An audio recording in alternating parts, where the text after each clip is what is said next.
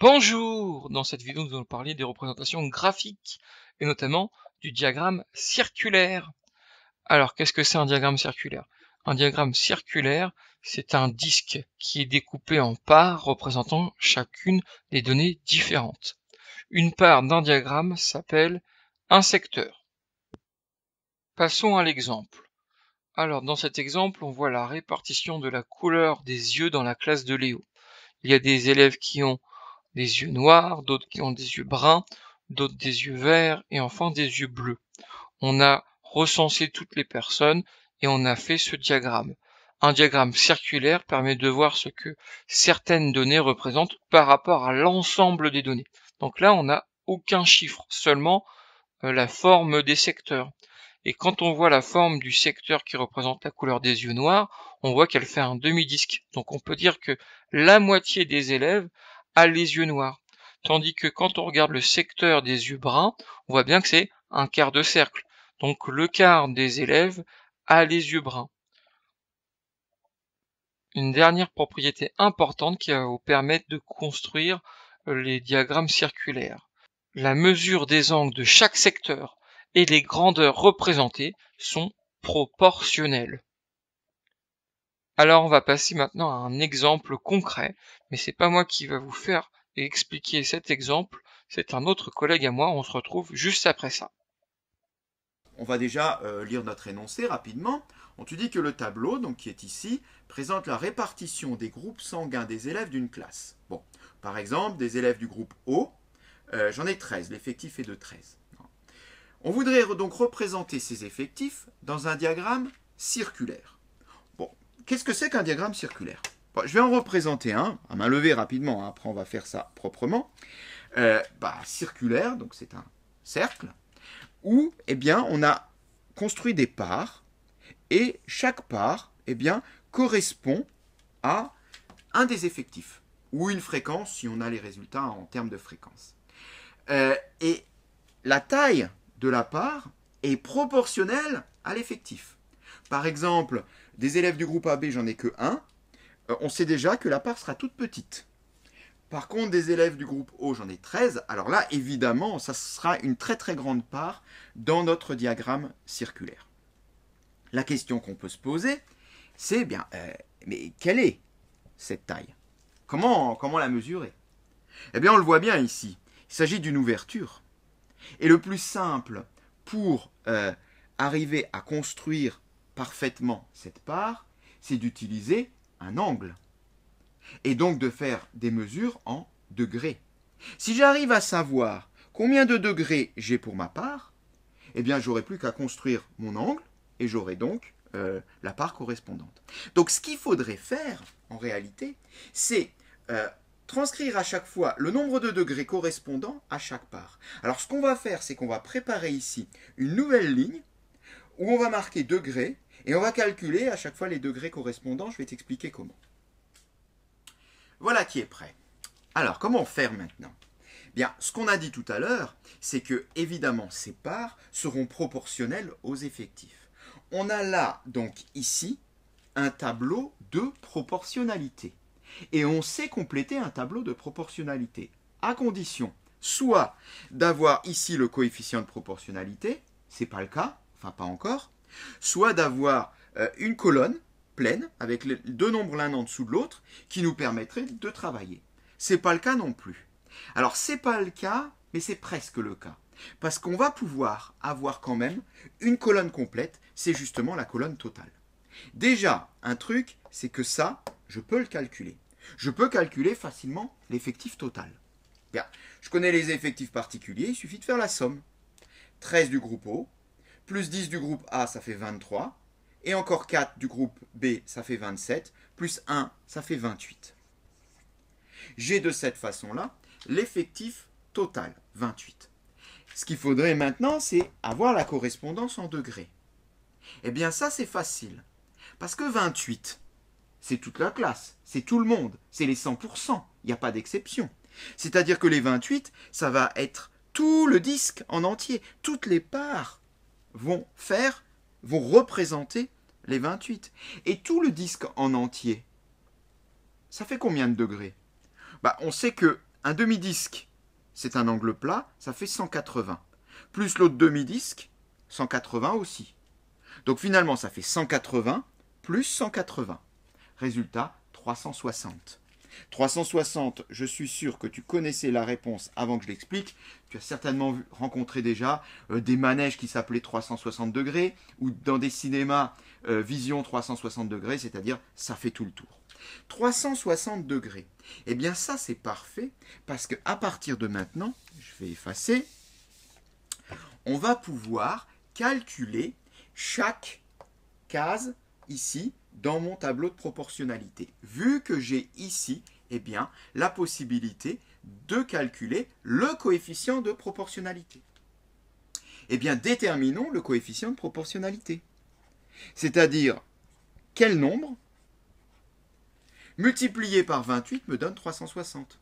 C'est bien ça ce qui fait le coefficient de proportionnalité. Si je multiplie tous les nombres de la première ligne par le coefficient, je trouve tous les nombres de la deuxième ligne. Donc en particulier, si je multiplie 28 par ce nombre, je dois trouver 360. Bah, quel est ce nombre? Quel est le nombre qui multiplié par 28 donne 360? Réponse, chemin inverse, 360 divisé par 28. Alors divisons 360 par 28 et regardons combien ça fait. Bah, si on divise 360 par 28, on trouve une valeur approchée, 12,857, bon, etc. C'est dommage, on pouvait espérer tomber sur une valeur exacte. Bon, eh bien tant pis. Ça arrive très souvent en gestion de données, en statistique, de ne pas tomber sur la valeur qu'on espère. Mais c'est pas grave, parce que l'idée ici, c'est pas d'obtenir la valeur exacte, c'est d'obtenir une valeur ici assez précise pour pouvoir construire notre diagramme au degré près. Donc, je vais pouvoir prendre une valeur approchée. Même si je n'ai pas une valeur exacte, il suffit juste que je prenne suffisamment de décimales pour avoir quelque chose quand même de correct au niveau de mes angles pour représenter ça correctement après sur mon diagramme circulaire. Donc on va prendre une valeur approchée. Bon, pour être tranquille, on va prendre deux chiffres après la virgule, donc arrondir au centième. Alors 12,857, donc 8,5, donc on reste à 5 ou on passe à 6. Vu que j'ai un 7 derrière, on passe à 6. Pardon. Donc on va prendre 12,86 comme valeur approchée.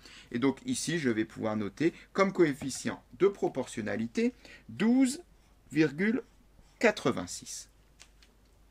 Et maintenant, eh bien, je vais compléter une après l'autre toutes les valeurs correspondantes en degrés pour chacune des parts. On commence par O. Eh bien, pour O, je vais faire donc 13 multiplié par 12,86. J'effectue ça et je trouve alors 167,18, etc. Alors, on va arrondir ça au degré, parce que déjà, dixième de degré, c'est pas possible avec le rapporteur. Le degré, c'est déjà quelque chose de bien précis sur la taille d'un cahier. Donc, on va arrondir ça au degré. Donc, 167,18, bon, on peut mettre 167. 167 degrés pour la part du groupe O. Continuons. Avec la part du groupe A, on va donc faire 10 multiplié par 12,86. Alors, ça donne 128,6. Eh bien, on va mettre 129. Ensuite, 4 multiplié par 12,86. On trouve là 51,44. Bien, 51. Et enfin, 1 multiplié par 12,86, bah ça fait 12,86 qu'on peut donc arrondir à 13 degrés. Ok. On peut faire la somme ici pour voir si on tombe sur 360 tout pile. Ça serait intéressant. Donc 167 plus 129 plus 51 plus 13.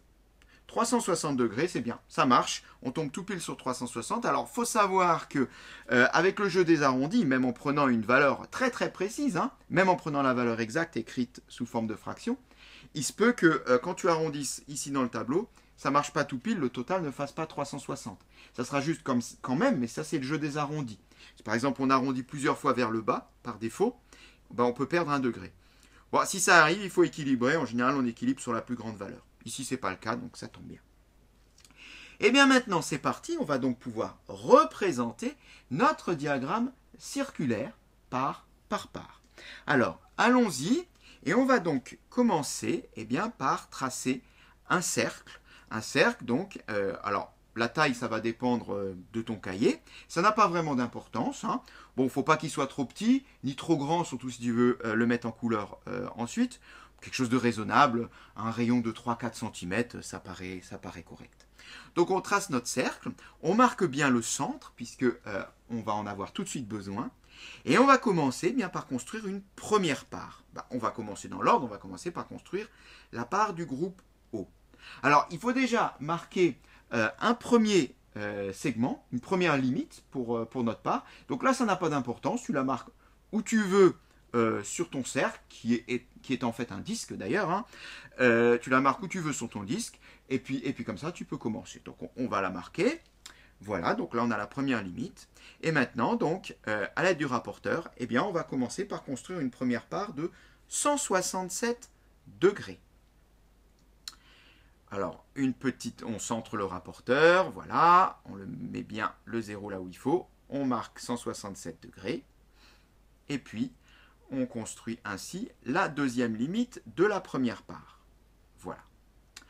Alors, on ne marque pas 167 degrés sur la construction. Parce qu'en fait, on s'en fiche que ça fait 167 degrés. Ça n'a pas d'importance. Nous, ce qui nous intéresse, c'est l'effectif, pas les degrés correspondants. Donc, si on veut marquer une valeur, c'est 13 qu'on marque.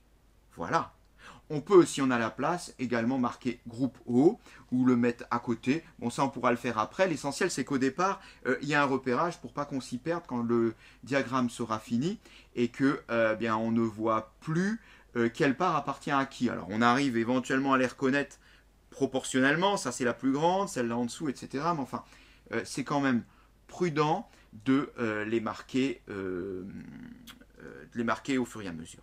Alors, pendant ce temps-là, ça avance, tu le vois. Donc, pour la deuxième part, on avait pris appui sur la deuxième limite. Et de cette façon-là, on a pu construire la deuxième part, la troisième part, etc. Donc, à chaque fois, c'est bien de tourner la feuille. Comme ça, on a notre angle qui est tourné dans le bon sens. C'est plus facile à construire.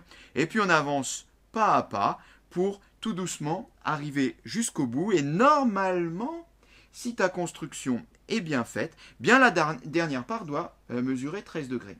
Alors, sache-le, c'est pas toujours évident. Des fois, il y a un petit décalage de 1 degré. 1 degré, c'est toléré, ça passe. 2 degrés, bon, c'est un peu limite. Ce qui est embêtant, ça serait qu'il y ait une erreur de 2 degrés sur la dernière part qui est la plus petite, parce que proportionnellement, 2 degrés sur 13, c'est beaucoup. Mais bon, en général, autour de 1 degré d'erreur, on arrive, si on est précis, on arrive à s'en sortir. Notre diagramme, donc, est terminé.